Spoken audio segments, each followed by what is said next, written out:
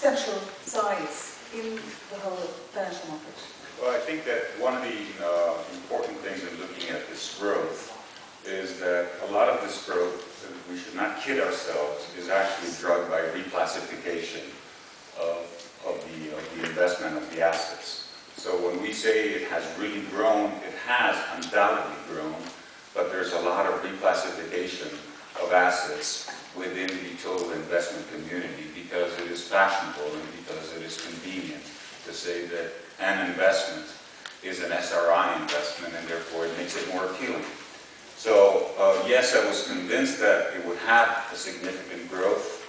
The reality is, I think that we are patting ourselves on the back a little bit too much about this growth element, and I think a lot more needs to be done. Mm-hmm. Right. Is the issue of acceptance and implementation of SRI a question of proof or still a question of belief? And I wanted to let you know that I had asked for this slide to go up as I was speaking, not for the whole panel. This is, you can argue whether the MISCI KLD is the right one or is done the right way, but it's 32 years old and it's always had the same methodology. And net on balance, it has outperformed the Standard & Poor's. So I completely concur with the comments that Robert set us up with. This is a question of belief. There is no asset owner out there that asks for a drill down into how the sausage is made. One makes an asset allocation to large cap growth or whatever the heck one makes it to and leaves it up to the manager to meet that. The manager is choosing to ignore the clear-cut 32-year track record of benefit from using ESG. So I would completely concur that this is a belief problem more than a fact-based problem. So the proofs are there, and yeah, you're still to convince. I mean, it's apples to apples comparison. You can say old-fashioned, whatever comparison, not right comparison, but it's a comparison, and it's there, and it's consistent. Toni, what do you think is the main obstacle of further growth, of convincement of the financial market and acceptance? The asset managers or the capital owners? Well, I think I would actually, I would bring in a third category. I think part of the challenge are really the trustees. As we looked at the changes at the CalPERS and CalSTRS board, most of the ESG-related changes really came from the trustees. And I think that under U.S. laws, there was a real, an incorrect concern that to go too much to SRI, ESG, etc. was not going to be appropriate under fiduciary duty. I think it's very much belief, but I think that the numbers have been there for a long time.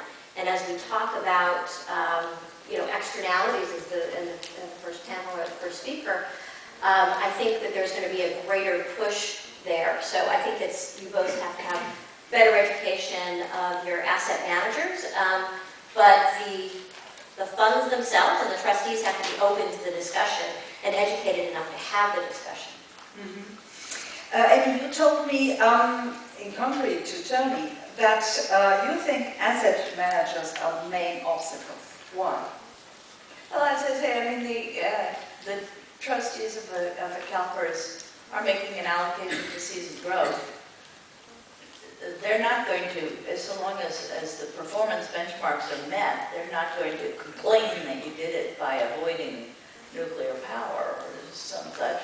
They're just going to look at how well you achieved that benchmark. So one could have, as UBS has sort of made a name for itself in the US is doing, an emphasis on ESG folded into the entire research process without declaring it as a socially responsible tactic and forcing the manager to determine that they are, in addition to allocating to seasoned growth, also allocating to responsible investing.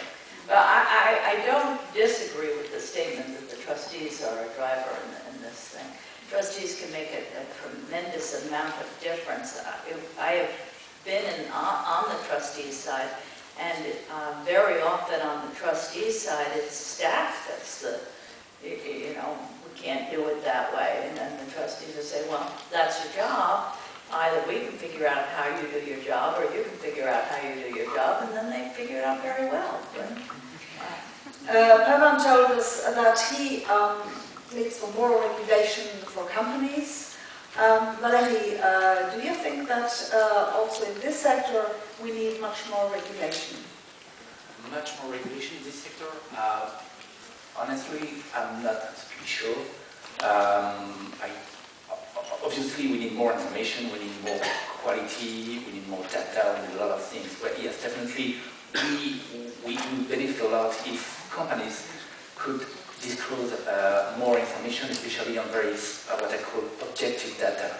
My personal view is that, unfortunately for SRI and ESG in general, we tended to focus too much on pure qualitative information and not enough maybe on objective information. So definitely regulation can help a lot investors, but also asset owners, if we could have more objective information from the company. For instance, Pavan said the KPIs. I think it's very important to focus on the KPIs. But even from a pure portfolio perspective, I think it's probably time now for SRI, maybe not only to say let's create new SRI funds, but maybe let's analyze what is already existing, the mainstream funds. Let's try to analyze, thanks to regulation, thanks to the pressure from the data, let's try to analyze what we have embedded into our own portfolios. Because honestly, my feeling is that there is no real place for additional SRI funds. I think it's time for analyzing what we have in the mainstream funds and say, okay, we want to change it or not. Mm-hmm. So regulation for me is more about incentivizing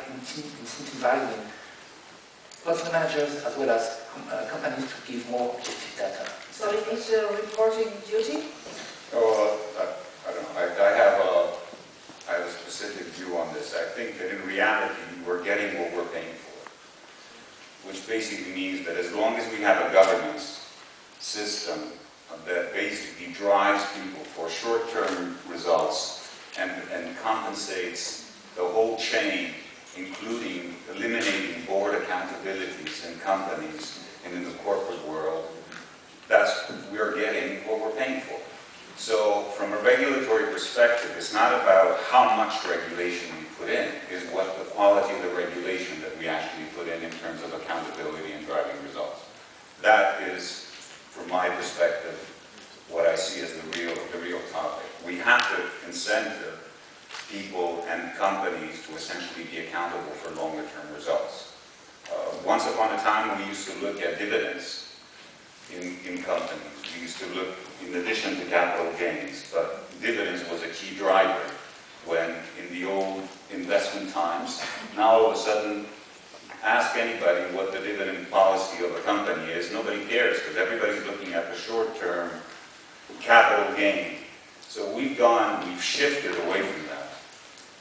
As a result, we're driving people and compensating asset managers, we're compensating executives, we're compensating boards for short-term results. So that's what we get. So we're talking about depletion of resources and things like that. We really have to, those are longer-term objectives, and sustainability is not a short-term element. But would then an ESG reporting duty across Europe, for example, help? Well, let's start by defining what are the elements that we're going to, the KPIs that we're going to be reporting on, because this is the Tower of Babel here. We all talk, we have so many parameters and so many definitions, and even within the ESG community, we're so divided into, is it SI, is it SRI, is it ESG, is it, let's debate the terms. Let's start rationalizing this and focusing on what are the key drivers. Yeah. We'll come to this later on again, but just one element of the SRI is, or one segment of the SRI market is one who wants to have a direct impact. We just have one question to that because it's very interesting. Because it wants to have a direct positive impact on society and environment. And the market is quite seems